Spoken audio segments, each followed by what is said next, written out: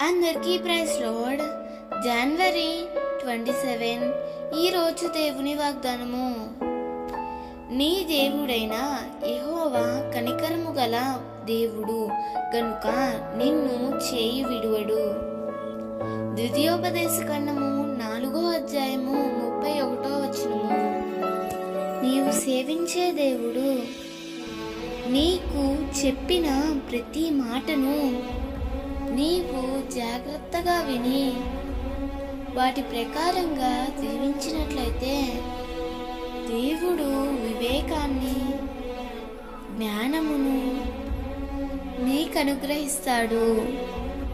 నీ ప్రభువు సమీపంగా ఉన్నట్లు ఎవ్వరూ నీకు సమీపంగా ఉండరు.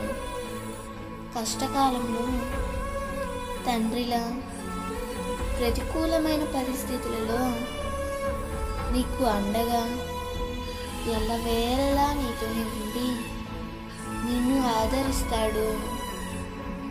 ఎందుకంటే ఆయన కనికరము గల దేవుడు.